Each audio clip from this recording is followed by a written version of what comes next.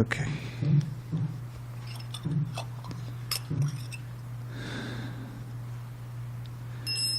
Jaya Radha Madhava Kunja Bihari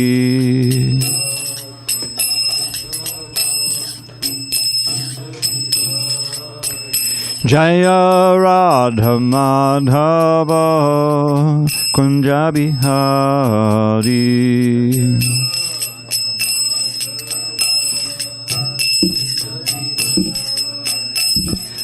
Gopi Janavallabha Girivaradhari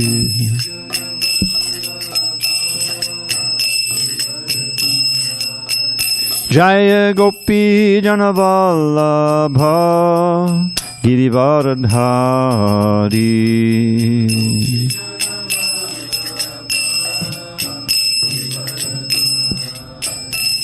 Yashodanandana Bhajana Ranjana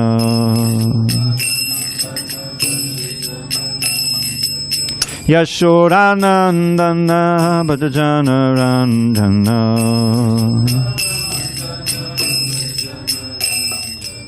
Yamuna Tira Vanachari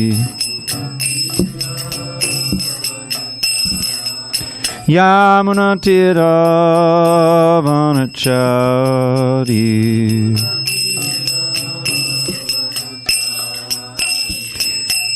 Hare Krishna Hare Krishna Krishna Krishna Hare Hare Hare Rama Hare Rama Rama Rama Hare Hare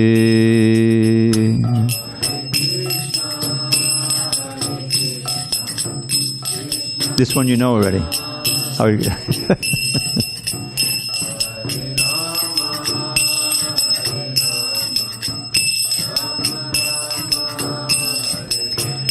Hare Krishna, Hare Krishna, Krishna Krishna, Hare Hare, Hare Rama, Hare Rama, Rama Rama, Hare Hare.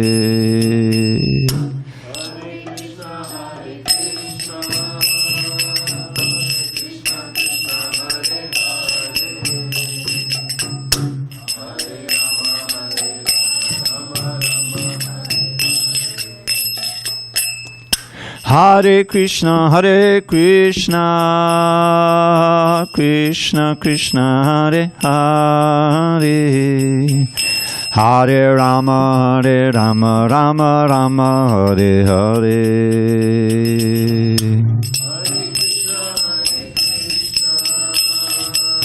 Krishna Krishna, Hare Hare,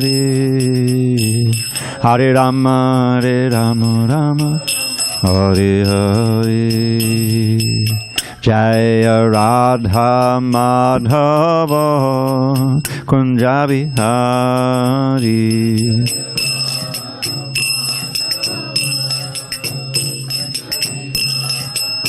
Jaya Radha Madhava Kunja Bihari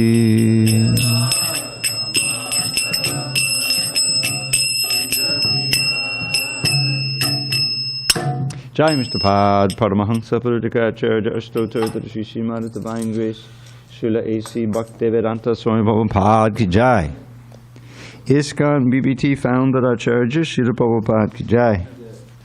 Jai Om Vishnupad Paramahansa Purudikacharya, Ashtotar, Shri Srimad, Divine Grace, Srila Bhakti Siddhanta Saraswati Thakur Ki Jai. Ananta Koti Vaishnava Ki Jai. Namacharya Srila Haridas Thakur Ki Jai. Srimad Bhagavad Gita Ki Jai. Samaveda Bhakti Ki Jai. All glories to the assembled devotees. All glories to the assembled devotees. All glories to the assembled devotees. All glories to Guranga.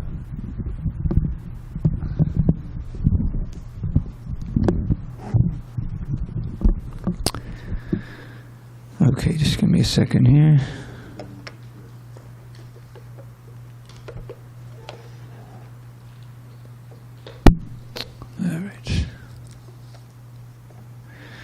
Om Namo Bhagavate Vasudevaya. Om Namo Bhagavate Vasudevaya. Om Namo Bhagavate Vasudevaya. Okay. Now, text 31, right? Yeah, we definitely did a Chaishava. Yeah, we did Prahlad. Yeah, 31. 450, page 450 in almost all your books. You may have a different page number right here. Look for 1031 at the top of the page. Okay. Okay, let's start again.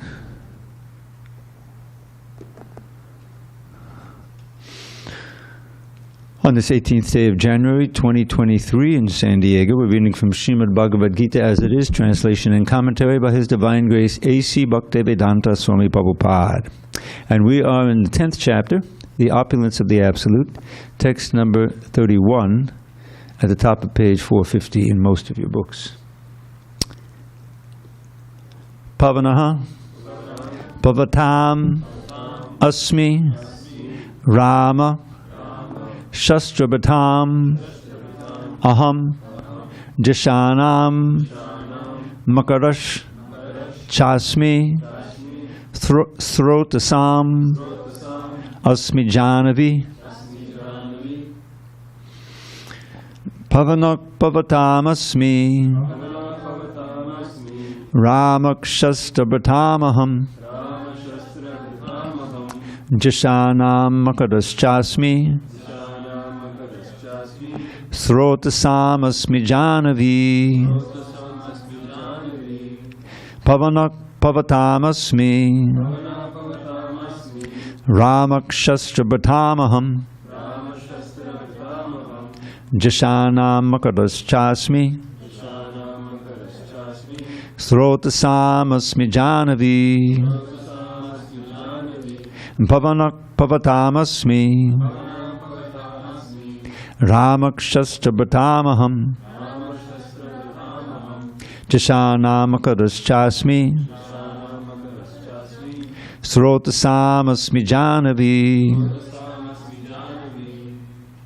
Go ahead, Dujamani. Pavanak Pavatam Asmi, Ramakshastra Jashanam Makaras Chasmi, Throtasam Asmi Janavi. Pavanak Pavatam Asmi, Ramakshastra Bhatamaham, Jashanam Makaras Chasmi, Throtasam Asmi Janavi. Vrindavan. Pavanak Pavatam Asmi, Shastra Bhitamaham, Jashanam Makaras Chasmi, Throtasam Asmi Janavi. Naveen. Pavanak Pavatam Asmi, Ramakshastra Bhatamaham, Jashanam Makaras Chasmi,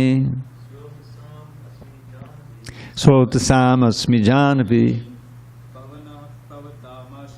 Pavanak Pavatam Asmi, Ramakshastra Bhatamaham, Jashanam Makaras Chasmi, Throtasam Asmi Janavi. Bhajamandala. Pavanak Pavatam Asmi, Ramakshastra Bhatamaham, Jashanam Makaras Chasmi, Throtasam Asmi Janavi. Pavanak Pavatam Asmi, Ramakshastra Bhatamaham, Jashanam Makaras Chasmi, Sotasam asmi janavi. Okay, 15-second interlude for pronunciation. The river in the Vrindavan that Krishna loves to play in, what's it called? Yamuna.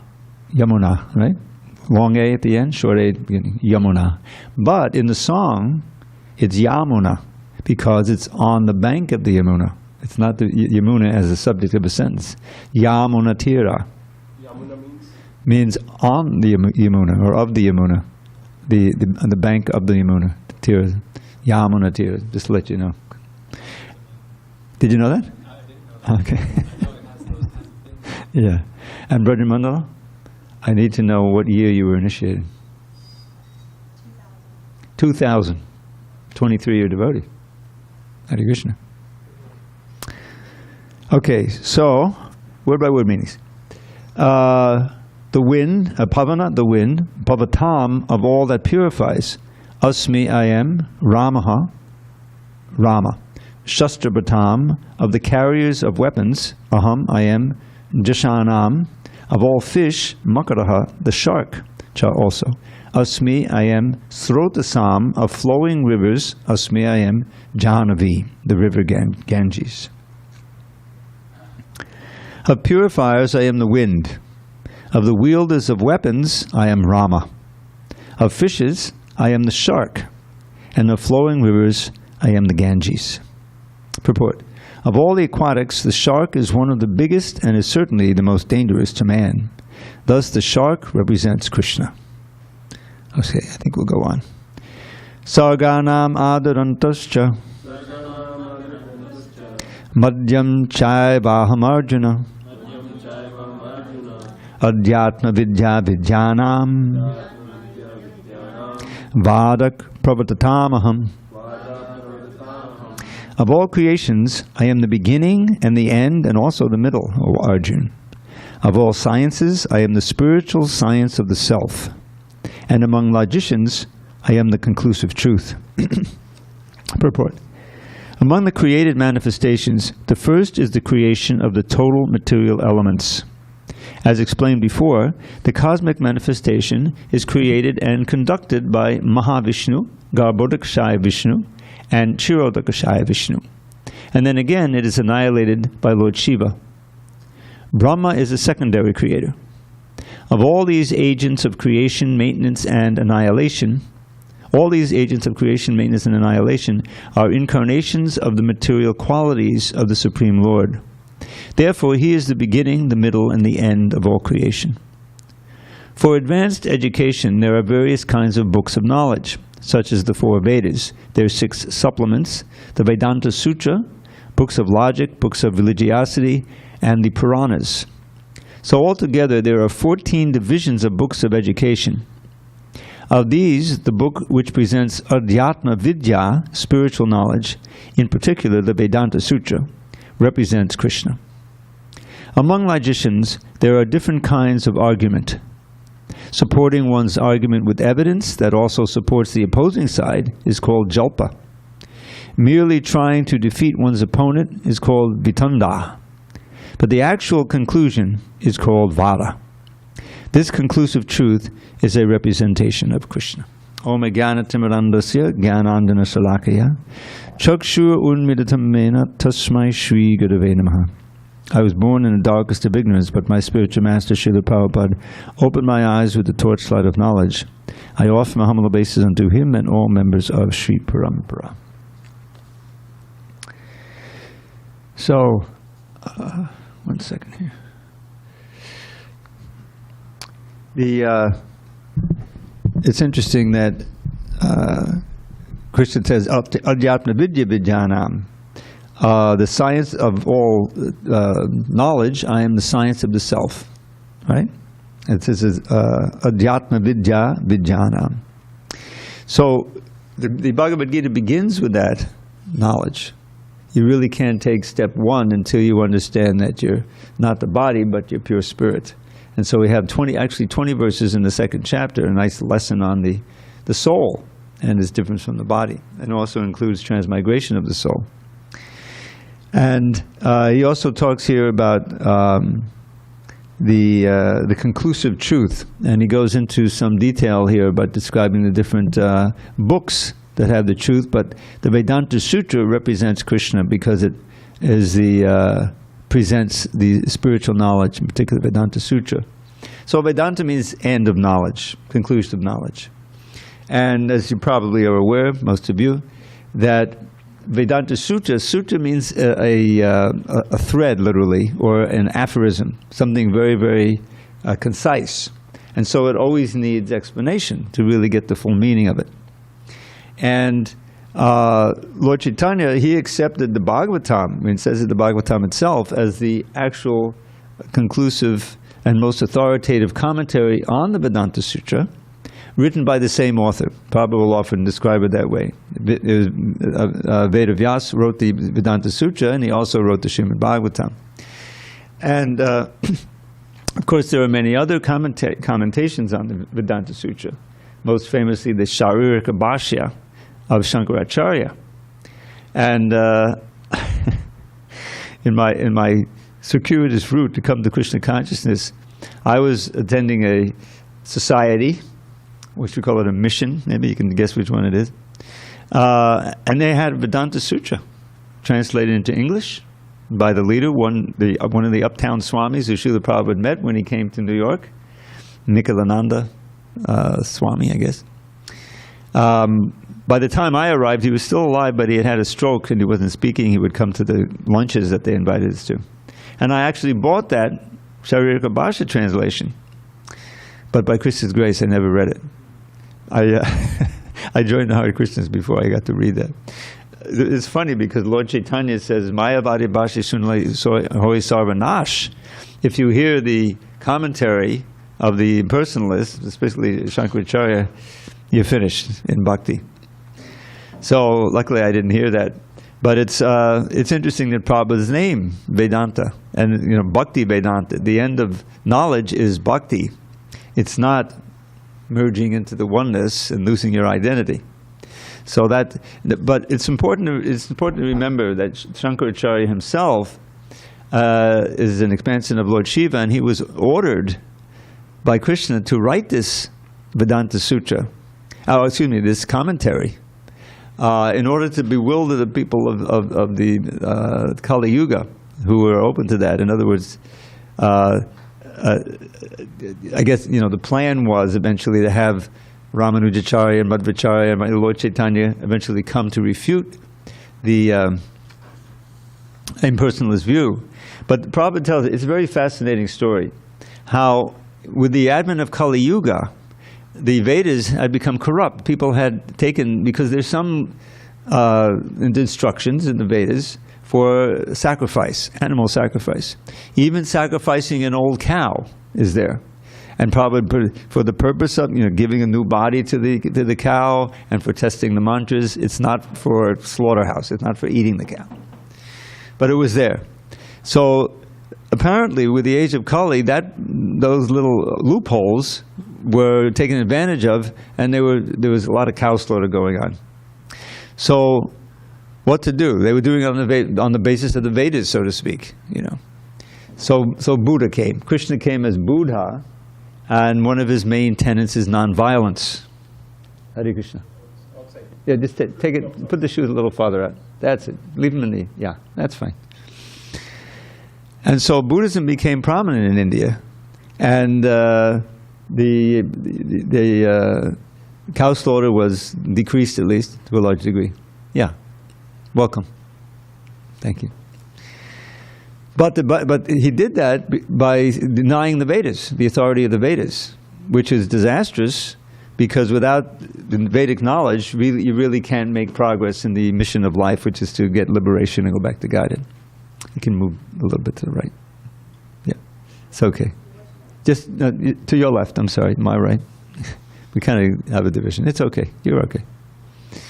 So anyway, then there's this long succession of acharyas, Madhvacharya, Ramanujacharya, Yamunajacharya, and all culminating in Lord Chaitanya and his followers who refuted the Sharirika Bhashya.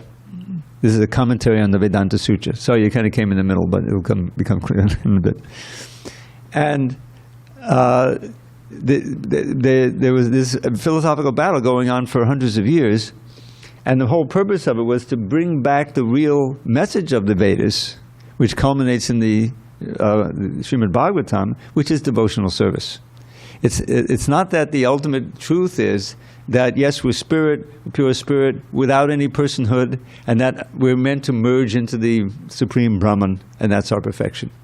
No, that's not the perfection. And the Bhagavatam is very clear that if you try to do that, you'll fail to get actual liberation. Prabhupada would always quote this verse. It's part of the prayers of the Devas for Krishna in the womb. Yen ye ravindaksha vimuktamaninas tvayasta bhavad avishuddha buddhaya aruha kutrena parang badang tata patantyado anadrita yushmarangaya. Which means that besides the bhakta, they just got through glorifying the devotees and things. There are others, anye, who are not your devotees, O Lotus-eyed Lord, and who think that they're liberated, but they really aren't, because their intelligence isn't purified. They reject the personal form, and on their own effort, a few of them, not all, by great austerity to control the senses, just by mere force and mind, they rise up to the Brahma-bhuta platform. And they're liberated for some time. But they always come down. They can't stay there. Patantyado anadrita yushmanam, because they're averse to worshipping your lotus feet. So the Chaitanya Charitamrita, there were some very wonderful stories of Lord Chaitanya converting big Mayavadis, especially Prakashananda Saraswati, who had thousands of followers. He was centered in Benares, the head of Mayavadi. And also, of course, Sarvabhauma Bhattacharya. So it was mentioned this morning, you don't hear any stories of people giving up bhakti, who are actually advanced and tasting the nectar of Krishna consciousness. So, okay, that's enough of that. I'm going to go back to meditating on the Brahman. It's just once you get a taste of bhakti, that how could I ever thank God? So anyway, and Lord Chaitanya accepted, as I mentioned, the Bhagavatam as the natural commentary, and yet there is a Gaudiya Vaishnava commentary on the Vedanta Sutra, the Baladev Vidyabhushan's Govinda Bhashya. He called it Govinda Bhashya because he prayed to Govinda deity in Vrindavan for, I think, a few days, and then the garland came down and he felt he got the blessing, and that Govinda was really writing it through him. So it's Govinda's Bhashya, and it's all, of course, bhakti. Okay, so that's Vedanta Sutra, and going on to text 33. We're on page 451, text 33. And we don't expect you to be able to chant this. Do you have some experience chanting Sanskrit? Then don't worry about it. Many of them don't either, so you. It's written in English, so you can. Yeah, you'll see the English. The sound itself is so purifying, but then it's all translated. You'll see. Okay. Text 33. Aksharanam akarosmi dvandva samasikasya ahame bakshaya kalo dataham vishvato mukha. Of letters, I am the letter A, and among compound words, I am the dual compound. I am also inexhaustible time, and of creators, I am Brahma. This is the second time he says he's time, right? Yeah. Purport. Akara, the first letter of the Sanskrit alphabet, is the beginning of the Vedic literature. Without Akara, nothing can be sounded. Therefore, it is the beginning of sound. In Sanskrit, there are also many compound words, of which the dual word, like Rama Krishna, is called Dvandva. In this compound, the words Rama and Krishna have the same form, and therefore the compound is called a dual. Among all kinds of killers, time is the ultimate, because time kills everything. Time is the representative of Krishna, because in due course of time, there will be a great fire and everything will be annihilated. Among the living entities who are creators, Brahma, who has 4 heads, is the chief. Therefore, he is a representative of the Supreme Lord, Krishna. So, you remember, a little while back, he also mentioned he was Kala.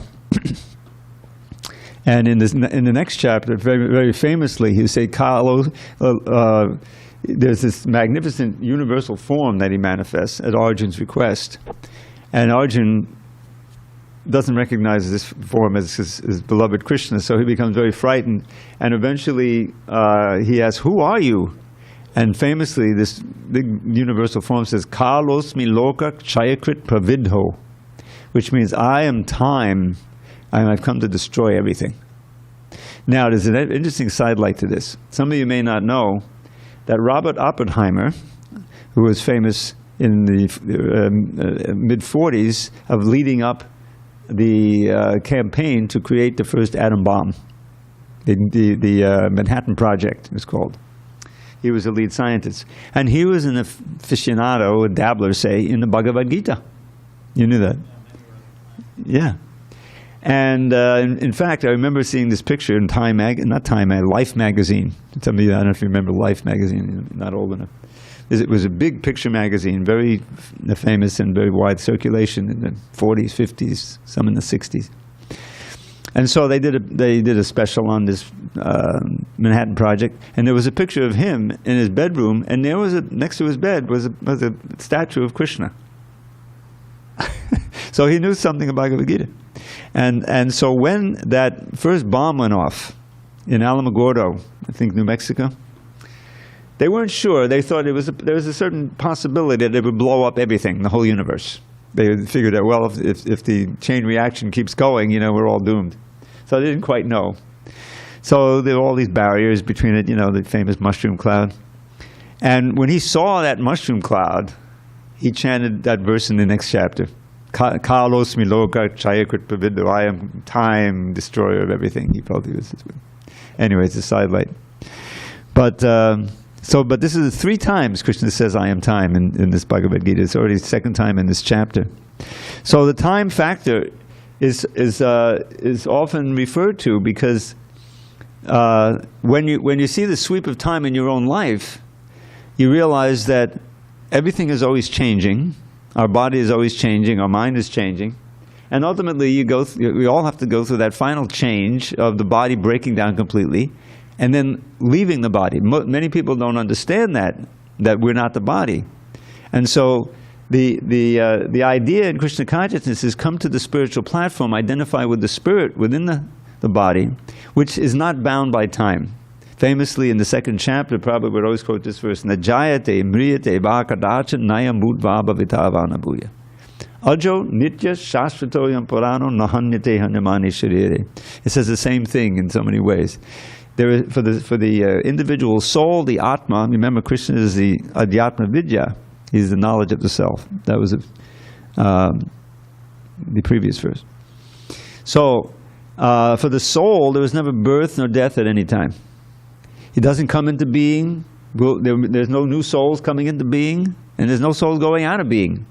And the count is beyond conception. That every bacteria is a soul, and they're coming into being. They're being born and died by the millions every second. And all of these trees and everything, insects, they're all souls, the same as we are. But they have different bodies, and therefore they express the consciousness, many in a very rudimentary way. But we, as human beings, we can inquire into these subject matters, and we can get out of this round of birth and death. Now we're trapped. We've forgotten all about our spiritual existence and our spiritual identity and who we are in relation to God. All of this is mystery to us. But we were once there. But we wanted to leave. We wanted to try to imitate God rather than serve God. And so we've come to this world, who knows how many eons ago. Because the world itself, the universe itself, is periodically being destroyed and then being recreated. And we're not destroyed. We got merged into this Mahavishnu, as mentioned earlier. But eventually then we come out and take up where we left off. And it's been going on for who knows how long. So the basic mission of human life, of life in general, but only human beings can really understand it, is to break this chain of birth, old age, disease, and death. Birth, old age, disease, and death. We've been going through so long. And Krishna consciousness, that's the basic thing that it allows you to do. So Prabhupada, even for the first congregation, he said the mission is to go back home, back to Godhead.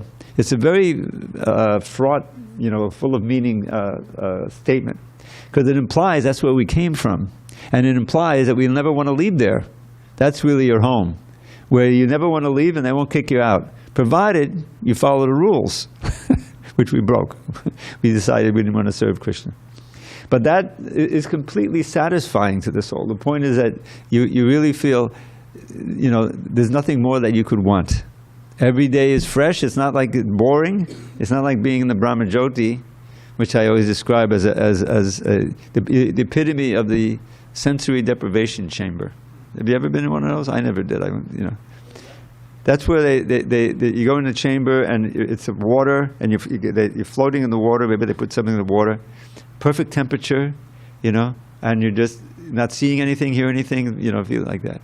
And you stay in there, oh, what a relief, for a certain amount of time, and then you want to get out. Let me out! Hello! Could be suffocating after No, there's none of that. You can breathe nicely, but the point is there's no one to interact with. You're just there with your own thoughts, So that's this verse. Probably we'll give an example. Suppose you have a car accident and you break your leg, okay? So you're in the hospital. You're in traction, right? Your leg is up there. And your friends come and see you, how you doing, well, it's the slow going, I'll have to be in here a few more weeks, So after a certain amount of time, he says, this is unbearable. All I can think about is how I can get out of here, that when I get out, I'll be able to take up my life again, So when you're finally healed and you can walk well enough to get out, they let you out, then it's not that you were thinking, that's my most ardent hope is to get out of this traction, get out of this bed. But then you resume your life. It's not that you sit down on the curb and say, oh, I'm out of the hospital, my life is perfect. No, you resume your life and you go back to... So similarly, we have a life. We have a real life in the spiritual world. This is a reflection of real life. All of our aspirations and fears and all these different things are simply pale reflections or perverted reflections of the eternal life in the kingdom of God. But we've forgotten all that. So these books and this movement and all these teachings, the Vedas, everything, are meant to remind us and give us instructions how we can resume that. How we can get out of this bondage of material life with birth, old age, disease, and death, which is not natural for the soul. But the overall factor which forces it on us is time. Time means change. This is sometimes called the Bhava Sagara. Sagara is a word for ocean. Ocean is a dangerous place. So Bhava means change. It's the ocean of change. And we can all know, if we've lived in this world a certain amount of time, things have changed. Sometimes if we work, we feel they've changed for the better. But if you just wait long enough, it's going to change for the worse, because you're going to get old like me. And gradually, things aren't working like exactly as they were before. and if you're on the bodily platform, it's, oh no, I can't do that anymore. I used to enjoy that so much. Oh my God. But that's the magic about Krishna consciousness, is that your source of happiness is simply serving Krishna, remembering Krishna, and associating with the devotees, and that can go on in any age, as long as you can remember your shlokas. What else do you need? Like there's a verse. How does it say? Oh, I love this verse. Aho beer, nakale vaduyate, sudasudara modalam pade pade. Dine dine chandana chandra sheetalam yashoratana yasigiyate. Now this verse compares the usual analogy to the ocean of the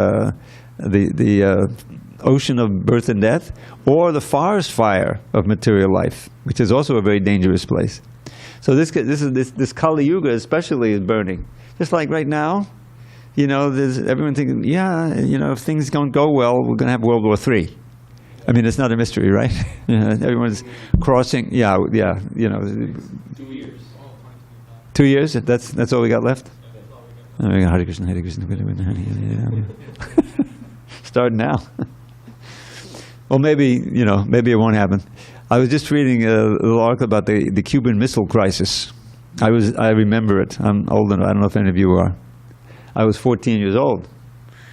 And I wasn't going to school. I was in high school, and I just watched the TV, black and white TV. And it's all about the Russian ships are coming to Cuba. And we've blockaded it. We can't call it blockade because that's an act of war. So we called it a quarantine, just a euphemism. So, and the only thing that saved the day was that neither Kennedy nor Khrushchev really wanted it to be a war.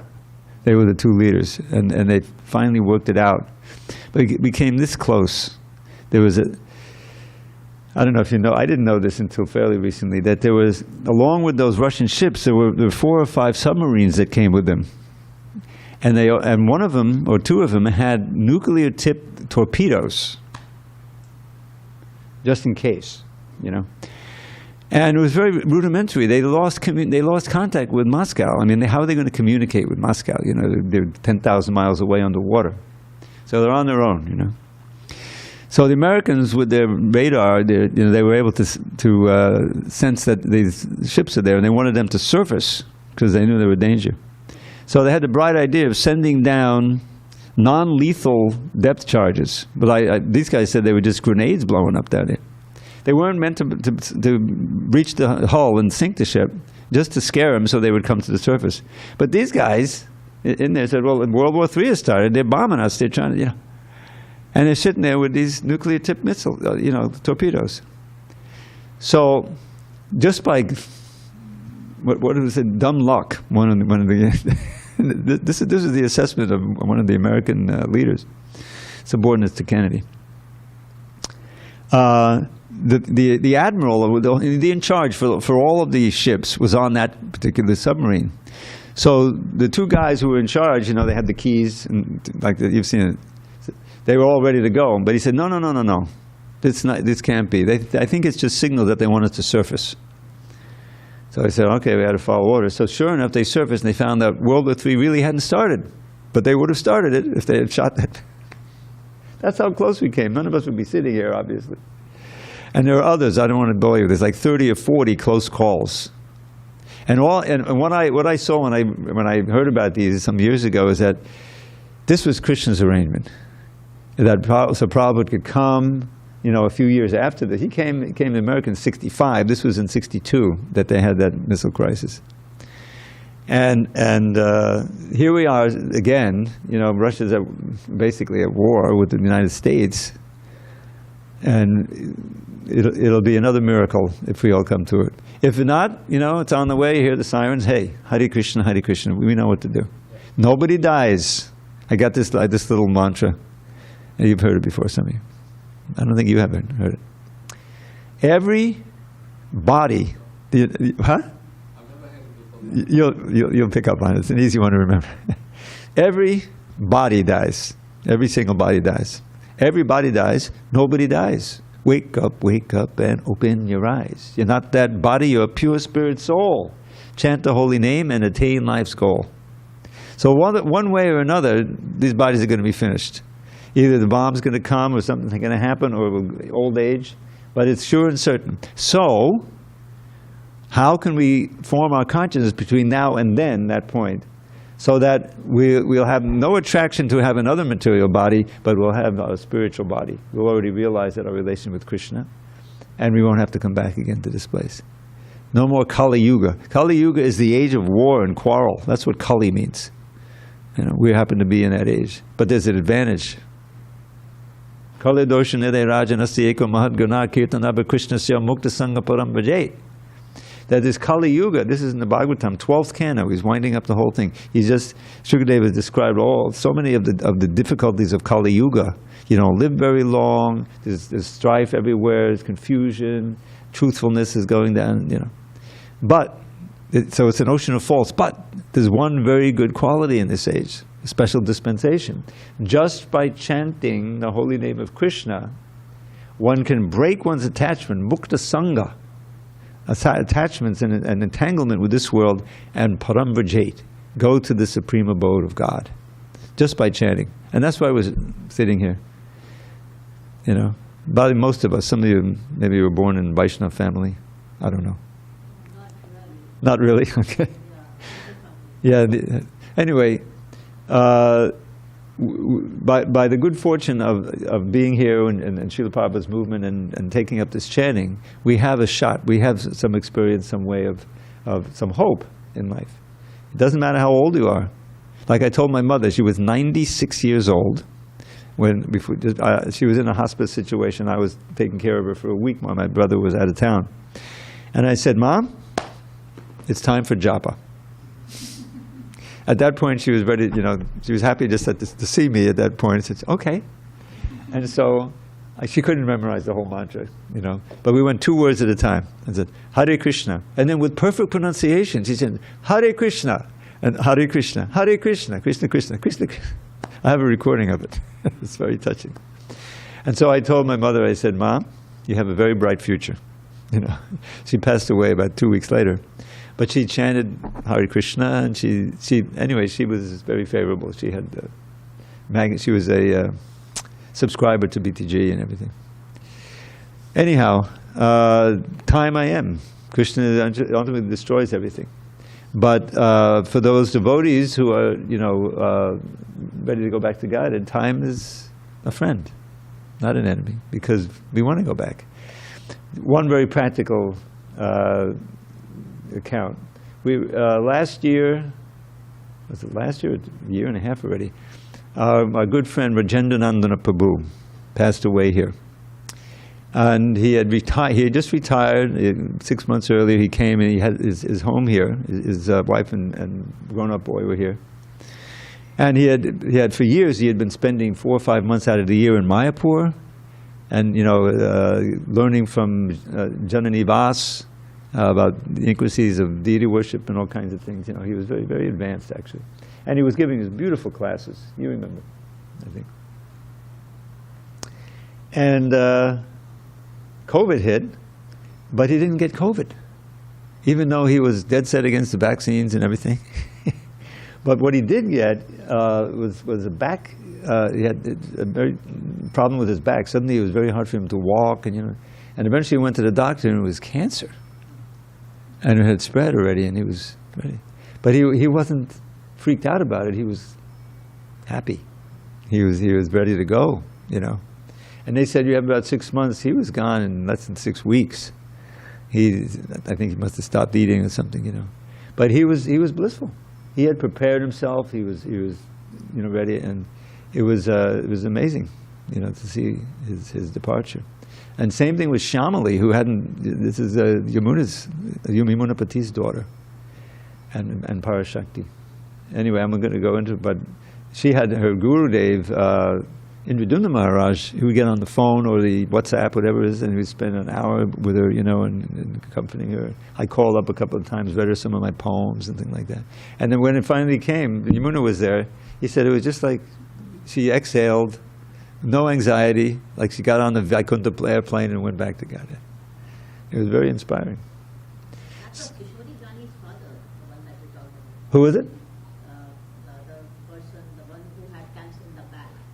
You know her? His name was? His name is Rajendranandana. Rajendran. Yeah. Anyway, so it's possible even we, can succeed if we are determined and we have the right environment that helps remind us of Krishna at the end, which is important. I just hope when I hit your age, I'm as healthy as you are. I can give you my smoothie formula. All right, let's go on, unless there's any question. Now, this next line is perhaps the most famous of all. This, Mrityu sabharas chaham udbhavas chabhavishitam kirti shri vakshanarinam smitir medhan vatichama. I am all devouring death, and I am the generating principle of all that is yet to be. Among women, I am fame, fortune, fine speech, memory, intelligence, steadfastness, and patience. Purport. As soon as a man is born, he dies at every moment. Thus, death is devouring every living entity at every moment. But the last stroke is called death itself. That death is Krishna. As for future development, All living entities undergo 6 basic changes. They are born, they grow, they remain for some time, they reproduce, they dwindle, and finally they vanish. Of these changes, the first is deliverance from the womb, and that is Krishna. The first generation is the beginning of all future activities. The 7 opulences listed, fame, fortune, fine speech, memory, intelligence, steadfastness, and patience, are considered feminine. If a person possesses all of them or some of them, he becomes glorious. If a man is famous as a righteous man, that makes him glorious. Sanskrit is a perfect language and is therefore very glorious. If after studying one can remember a subject matter, he is gifted with a good memory, or smriti. And the ability not only to read many books on different subject matters, but to understand them and apply them when necessary, is intelligence, medha, another opulence. The ability to overcome unsteadiness is called firmness or steadfastness, driti. And when one is fully qualified, yet is humble and gentle, and when one is able to keep his balance both in sorrow and in ecstasy of joy, he has the opulence called patience or kshama. Now, since I've spent so much time working on these books and revising them, this purport has undergone, if you look in the old 72 Gita, you'll see quite a few differences. First of all, among women I am fame. Actually, what's being said here, there's goddesses for each of these. Just like fine speech is, I think, Saraswati, that's Vak. And all of them, and so it's among women. It's not that these are characteristics of women, but that each of these characteristics has a presiding goddess over it. And so Krishna is that, in the sense that he's the quality. He's providing the quality that they can then oversee. Just like this word, driti, firmness or determination, steadfastness, that's a quality, that's one of the qualities of the Kshatriyas you'll find in the 18th chapter. So it's hardly that, these are qualities that women possess. Women can possess some of them like that. And this all-devouring death. Now this is an important philosophical point Prabhupada would often bring up, is that whatever you try to accumulate in this world, whether it's status, whether it's money, whether it's followers, who knows what, it's all taken away at death. Because your very body, just like the money, like you have $10 million in the bank, or now, $100 billion, whatever you have, your name is attached to it. Is on the account, right? And that name is the name of this body. Well, when this body goes, that money, you lose connection with that money. You can't take it with you, right? So what is the point? What is the point of striving to accumulate whatever it may be, fame, knowledge, we want to get transcendental knowledge, but materialistic knowledge or whatever, when it's just temporary, it's just attached to this body. So in that sense, Krishna, Mrityu Sarva Harascham, I take everything away. Now Prabhupada would say, people would ask Prabhupada often, can you show me God? And he said, do you have the eyes to see God? But actually Krishna gives us a hint in this Gita. Right here, he's telling us. Yeah, this is Srila Prabhupada, the founder Acharya. Sometimes people come in and they think he's actually sitting there. It's a very good reproduction. Srila Prabhupada. So the idea is that everyone sees God. Either you see God as Krishna and you surrender, or you see God as death, because he's all powerful. He completely subdues you and takes everything you have away. But what's left is your consciousness that you developed and your karma, whatever you did. And that, both of those together will determine what body you get in the next life. All under the ultimate supervision of Krishna. So instead of now, there's a very important distinction, because whatever assets you have in devotional service are not taken away. That we learn way back in the 2nd chapter. Neha bikramanashosti pratyavayo navidyate. In this endeavor, Krishna consciousness, there's no loss and there's no diminution. Now, what else can you say has that? In every other endeavor, there's complete loss and total diminution. Who can deny it? Very skillful musician, athlete, whatever it is. That's all pertaining to your body. Your body is finished. But you aren't finished. And your soul goes on, and you have all of these attachments and then things, whatever you did, and that's going to do. Chances are, in this yuga, let's face it, most people are not going to get a human body in their next life. Which is tragic, because the human body is the only form that you can actually inquire about these things and control the impulses of the lower self. The animals don't do that. They run on those impulses. That's what's, forming their activity. But human beings can say, no, I'm not going to act like this, I'm going to do this. Just like in Krishna, we have 4 regulars. One of it is no intoxication. Now, no intoxication is difficult if all your friends are inviting you to the party and let's blow some weed, When I was a kid, I started drinking when I was 18. It was the legal age, By Krishna's grace, I practically always got sick. It wasn't like a really nice thing for me. I got, boom, and then I got throw up and back, party pooper, So that was a blessing. But then when I got older, I got smoking weed, like that, for a whole year.